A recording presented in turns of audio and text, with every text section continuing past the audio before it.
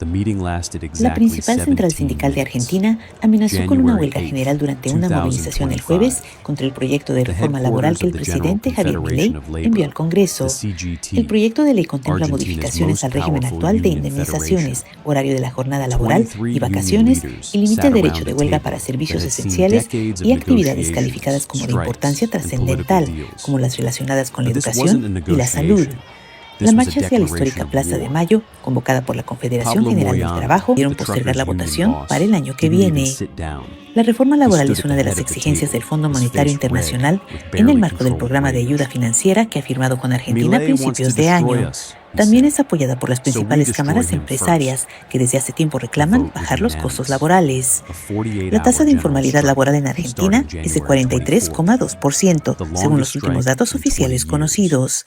Los expertos Argentina en would mercado shut down laboral sostienen la completely. necesidad de No una trucks, modernización de la no legislación buses, que contemple las no nuevas formas de trains, empleo y no permita financiar el planes, sistema no previsional, garbage hoy en collection, crisis por la gran no cantidad de hospitals trabajadores except en for negro que no emergencies. aportan a ese Nothing. régimen. This is the story of how Javier Milei's attempt to reform Argentina's labor laws triggered the biggest confrontation between government and unions since the return of democracy.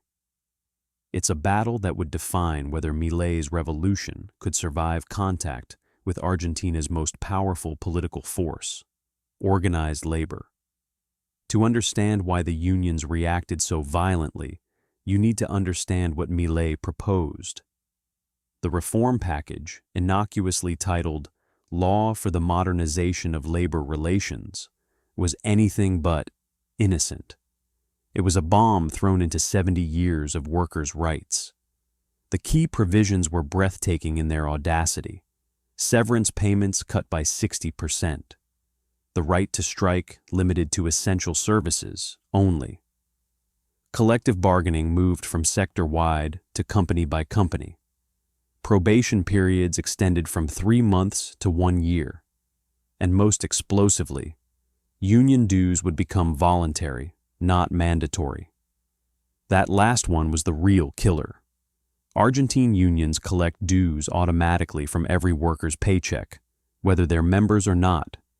It's worth billions of pesos annually. It funds not just union activities, but political campaigns, social programs, and, according to critics, corruption on a massive scale. He's not reforming labor laws, Moyano told the assembly. He's trying to kill the labor movement. But Milei had been preparing for this fight for months. 3 days before announcing the reform, he met with his security cabinet. The question wasn't whether there would be protests. The question was how violent they would get. Patricia Bullrich, the security minister and former presidential candidate, laid out the strategy. We don't stop them from striking. We let them strike. We let the people see what life is like when unions shut down everything. Then we let the people judge who's really defending them. It was a risky gambit. General strikes in Argentina have toppled presidents. In 1989, strikes and hyperinflation forced Raúl Alfonsín to resign early. In 2001, strikes preceded the collapse that saw 5 presidents in 11 days. Milei was betting that times had changed, that people were more angry at unions than afraid of living without them. January 15th, Milei officially submitted the reform to Congress. His speech was deliberately provocative. For 70 years, he said, standing at the podium in Congress, unions have held this country hostage. They claim to defend workers while keeping them poor. They claim to fight capital while their leaders live like millionaires. This ends now. The response was immediate. Within hours, spontaneous protests erupted outside the Congress building. Not massive, but angry. Union members burned tires. They hung effigies of Milei dressed as Hitler. A bit much, even by Argentine protest standards. But the real shock came from an unexpected source. 3 major unions, representing bank workers, healthcare workers, and teachers, announced they would not participate in the general strike. Their statement was carefully worded but revolutionary. While we oppose aspects of the La reform, principal central we sindical de believe Argentina dialogue, amenazó not con una huelga disruption, general durante is the una path movilización el forward. jueves contra el proyecto This de had never reforma happened laboral que el before. presidente Javier A Milei crack envió al in union Congreso. solidarity. El proyecto de ley contempla Milei's modificaciones team al had been régimen actual de secretly negotiating indemnizaciones, with horario de moderate la jornada union laboral leaders for y weeks, vacaciones, y limita el promising that derecho de huelga para reformed labor servicios laws would esenciales actually y benefit actividades workers calificadas como by de creating importancia more jobs. trascendental, como las It was relacionadas con la working. educación y The la United salud. Front was La breaking. marcha hacia la histórica Plaza de Moyano was Mayo, convocada furious. por la He Confederación called General the del dissenting Trabajo, debieron unions postergar la traitors votación para and el año que corporate viene. slaves. La But the reforma damage laboral was es una de done. las exigencias del The Fondo Monetario narrative of unions Internacional versus en el marco government del was programa now de ayuda complicated financiera que ha by firmado con unions Argentina a versus principios unions. de año. January También es 20th, apoyada por las principales 4 cámaras days before the empresarias, strike. que desde hace tiempo reclaman bajar los costos Milei did something laborales. La unprecedented tasa de for an informalidad Argentine laboral en president. Argentina es de He went on the offensive against 43,2%, union según leaders los últimos datos personally. oficiales In a conocidos. televised Los expertos address, en mercado he didn't laboral attack sostienen la workers necesidad or de una even unions modernización de as la legislación institutions. que He contemple las nuevas attacked formas de union empleo bosses by y name. permita financiar el sistema previsional. Pablo Hoy en crisis por Moyano, la gran he cantidad de said, looking trabajadores en directly negro at the que no camera, aportan a ese owns a régimen. mansion worth $5 million. He drives a Mercedes. His children study abroad. Ask yourself, how does a union leader afford this? With your dues, with your money. He went through them one by one. Hugo Yaski's property holdings, Omar Planey's offshore accounts, each revelation backed by documents his team had somehow obtained. It was character assassination as government policy. The union leaders were stunned. Argentine politics had unwritten rules. You could fight over policy, but you didn't make it personal. You especially didn't expose corruption that everyone knew about, but agreed not to mention. Milei didn't just break these rules. He destroyed them. January 24th, 5 a.m., the first day of the general strike. Or it should have been. But something strange happened.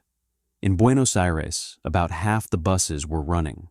The subway was operating at reduced service, but operating. Some schools opened. Some hospitals functioned normally. The strike was happening, but it wasn't total. And in modern politics, anything less than total is seen as failure. Moyano stood outside the Retiro bus terminal, trying to block buses from leaving. But the drivers weren't all his. Some belonged to the dissenting unions. Others were owner-operators who couldn't afford to strike. The images were devastating. The powerful union boss physically trying to stop buses while passengers jeered at him. By noon, it was clear the strike was fragmenting. In Córdoba, Argentina's second city, factories remained open. In Mendoza, wine production continued. Only in traditional union strongholds like Rosario was the strike truly effective. Milei seized the moment. He toured Buenos Aires in an open car, a security nightmare that his team opposed, visiting businesses that stayed open. Each one got a presidential photo op. The message was clear. I stand with those who work, not those who stop work. But the unions had one more card to play. January 25th, day 2 of the strike. They shifted tactics. Instead of trying to shut everything down, they targeted critical infrastructure. The ports, the grain terminals, the oil refineries.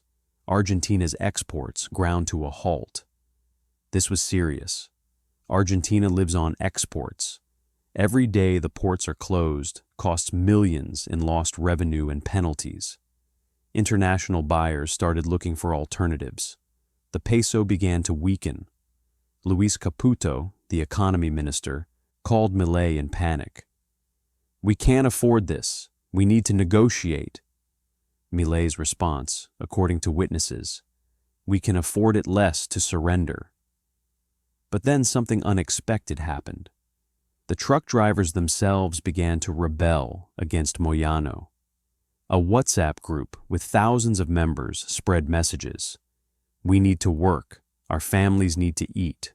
Moyano doesn't pay our bills. By evening of the second day, truckers were breaking the picket lines. Not all, but enough. Enough to keep some commerce flowing. enough to make the strike look weak. The international media, which had been predicting Milei's downfall, suddenly changed tone. The Financial Times wrote, "Milei has done what seemed impossible. He's broken the union's monopoly on worker representation." January 26th. The strike was supposed to continue, but it collapsed. Moyano called it off, claiming victory, but fooling no one. The images told the real story: empty union halls, broken picket lines, workers choosing paychecks over politics. In Congress, the labor reform suddenly had momentum. Moderate Peronists, seeing which way the wind was blowing, began indicating they might support certain provisions. The reform that seemed dead on arrival was now very much alive. But Milei, in a rare moment of strategic wisdom, didn't gloat. He offered an olive branch: minor modifications to the reform, severance cuts reduced from 60 to 40%, transition periods extended, face-saving measures that cost nothing but allowed unions to claim they'd won something. The final vote came in March. The reform passed, not in its original radical form, but radical enough. Mandatory union dues were gone. Flexible labor contracts were legal. Argentina's labor market, frozen since the 1940s, was suddenly fluid. The economic impact was immediate. Within 6 months, formal employment grew by 200,000 jobs, the first growth in 5 years. Youth unemployment, chronically above 30%, dropped to 22%. It wasn't a miracle, but it was progress. But the political impact was even greater. Milei had taken on the unions, the force that had destroyed presidents, and won. Not completely, not overwhelmingly, but won nonetheless. Pablo Moyano resigned as CGT leader 6 months later, citing health reasons. Everyone knew the real reason.